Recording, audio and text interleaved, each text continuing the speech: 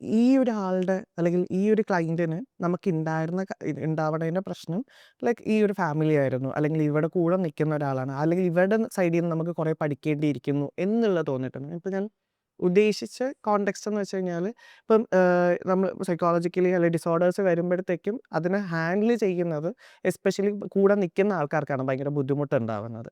അപ്പോൾ അതിനെ അവർ വളരെ വിൽ പവറായിട്ട് ഹാൻഡിൽ ചെയ്തവരുണ്ടാവാം, ചെയ്യാത്തവരുണ്ടായിരിക്കാം. അവരുടെ സൈഡിൽ നിന്ന് ആ ഒരു ബൈസ്റ്റാൻഡറിൻ്റെ സൈഡിൽ നിന്നൊക്കെ നമ്മൾ അവരുടെ വോയിസ് അഡ്രസ്സ് ചെയ്യുമ്പോൾ മാമിന് എപ്പോഴെങ്കിലും ഇവരുടെ അടുത്ത് നിന്ന് എനിക്ക് കുറേ കൂടെ പഠിക്കാൻ പറ്റിയിട്ടുണ്ട്, അല്ലെങ്കിൽ ഇവരെനിക്കൊരു റോൾ മോഡൽ പോലെ തോന്നുന്നു എന്നുള്ളത് പോലെയൊക്കെ മാമിന് എപ്പോഴെങ്കിലും? രണ്ട് എക്സ്ട്രീംസും കണ്ടിട്ടുണ്ട്. അതായത് കുട്ടി വന്ന ഉടനെ കുട്ടിക്ക് ഇപ്പം മാക്രോഎൻസെഫാലി, തല വലുതായിട്ട് അങ്ങനെയൊക്കെ ആൾക്കാര് കാണുമ്പോൾ ചിലപ്പോൾ ഹസ്ബൻഡ് അപ്പം തന്നെ ഉപേക്ഷിച്ച് പോണ കേസസ് കണ്ടിട്ടുണ്ട്. Where he should have been there with the family. അപ്പോൾ ചിലപ്പോൾ ലവ് മാരേജ് ആയിരിക്കാം. ആം, ഫാമിലിയൽ സപ്പോർട്ട് ഒന്നും ഇല്ലാത്തൊരു സ്ത്രീ പെട്ടെന്നൊരു ഈ കണ്ടീഷനിലുള്ളൊരു കുട്ടി ജനിച്ച് വീഴണു. ആ, ഉള്ള സ്പൗസും ഓടിപ്പോയി. അങ്ങനെയുള്ള അവസ്ഥകളും കാണേണ്ടി വന്നിട്ടുണ്ട്.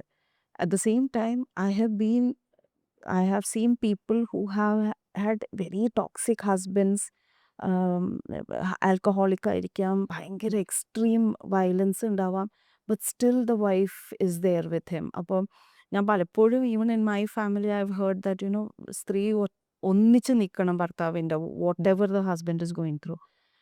And after so many years of sacrifices and prayers and all those things, they see their husband becoming better. But I don't know whether everyone has that patience. I will never glorify that also.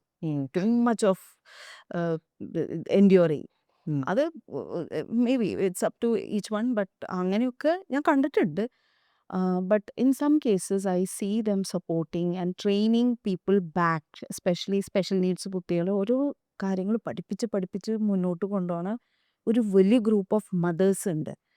അവരുടെ കുട്ടിക്ക് വേണ്ടി ചെയ്യണത് കണ്ടിട്ടുണ്ടെങ്കിൽ നമ്മളൊക്കെ നമ്മുടെ മക്കളെ എത്ര ശ്രദ്ധിക്കുന്നുണ്ടോയെന്ന് പോലും നമ്മൾ ആലോചിച്ച് പോകും. അത്രയ്ക്കും അവർ ഓരോ സാധനങ്ങൾ ട്രെയിൻ ചെയ്യിച്ച് അവരെ ഓരോ സ്കിൽസ് പഠിപ്പിച്ച് ഉണ്ടാക്കിയിട്ട് കൊണ്ടുവരുന്ന അങ്ങനെയും കുറേ പേരെ കണ്ടിട്ടുണ്ട്. Okay, thank you.